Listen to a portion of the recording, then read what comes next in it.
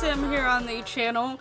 This group of Creative Sims is me trying to recreate my D&D creations into the Sims world. And today we have Taymin here, who is a Yuan-ti. The Yuan-tis have the main one that they list as like a race is the Yuan-ti pureblood, which can I say that they confuse the heck out of me. The fact that they are called pureblood and Yuan-ti are supposed to be associated with snakes. They're supposed to be like snake people, basically. Well, the purebloods, in all honesty, if they had their arms crossed, because I think if I remember correctly, their nails are really long, like that would be something that would give them away. But even then, like for the most part, their hands look pretty normal other than having long, sharp nails, which, you know, with races like tieflings and stuff like that in there, they could easily look like those type of hands anyway, or someone who just really decides to have long pointed nails. But yeah, like if you've seen them from the back, from like what I have seen and my understanding of them, they look almost like a human. Like you wouldn't know until you've seen their face, because their face is slightly slender and they have the snake eyes and stuff like that. And I think technically their skin can have this weird appearance to it.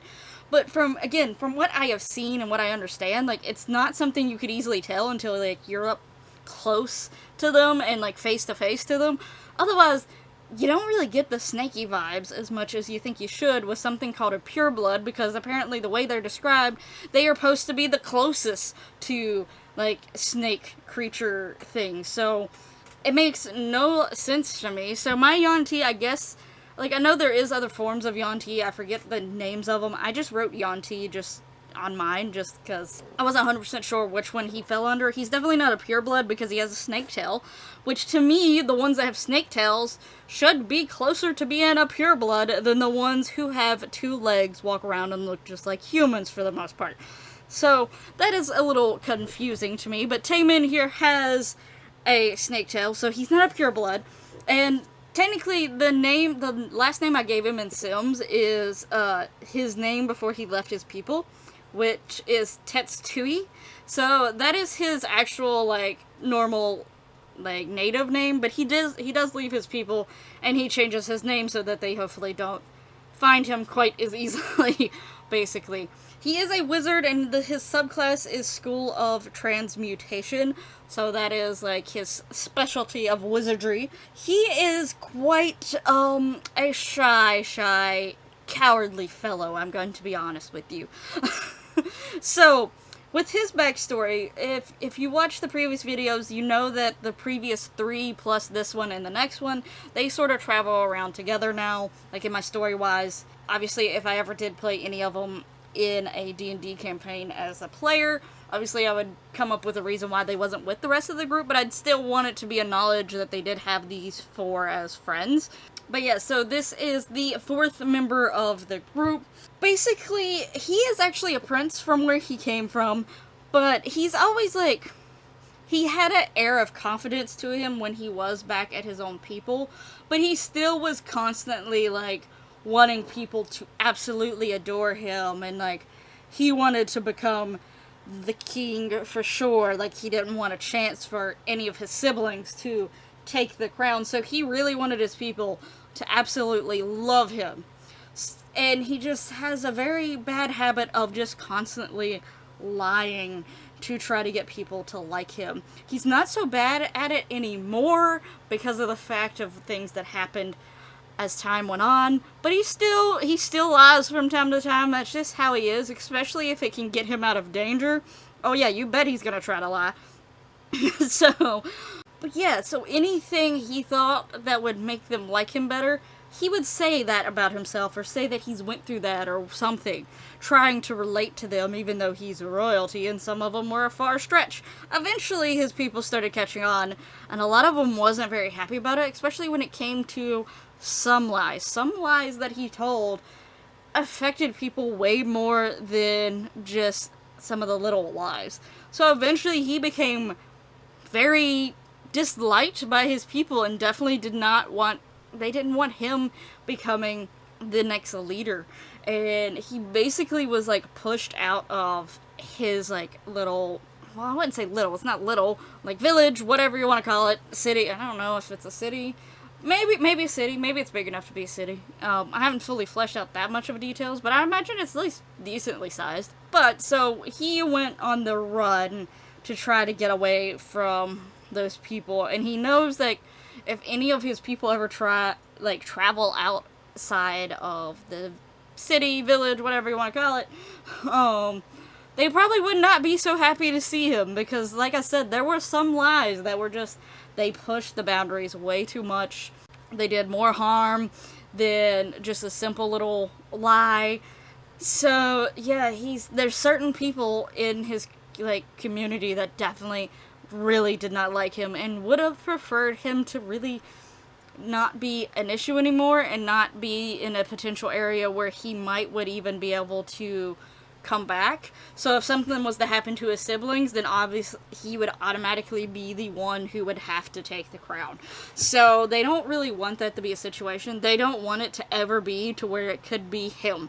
So, yeah, he's a little cowardly, he's a little paranoid, very worried that he's gonna run into people, but he's had this high lifestyle, so he's sort of used to it as well. So traveling around is, rough for him, but, he's trying. And when he runs into Drex and Shamira and Amara, they could tell that he is not used to this, that he is definitely in a rough space at this point, because he does not know what to do, how to survive, nothing. And I partially imagine that there's probably, some random, bandits trying to rob stuff from him. I just pictured it, that story in my head. Is, they were trying to rob him when the three came across, and they helped him, because cowardly Taymin here would probably definitely seem more of, he was the victim type.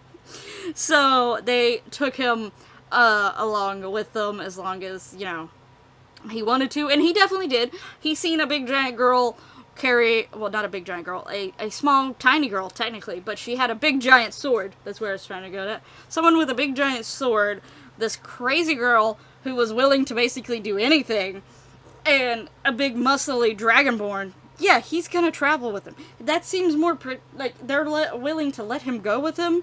That seems like a much safer option.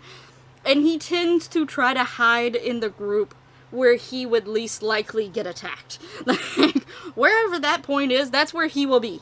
And I honestly imagine that he potentially has, a pretty deep voice most situations. I feel like he has this deep voice that the S's are very pronounced, the snake thing and the hissing or whatever. But, so I'd imagine his S's are very pronounced and they sort of roll and stuff like that. But he still has a deep voice until he becomes chickenly or a coward, and then all of a sudden, the most girlish scream comes out of this man.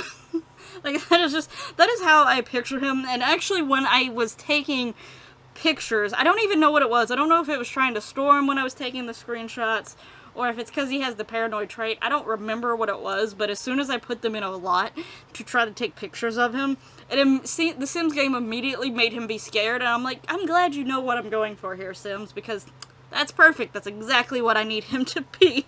So yeah, his main goal basically is just to survive. That is literally, his main thing. I want to live. He does not want to die young. That's a fear of his. He's got several fears, but that is one of them.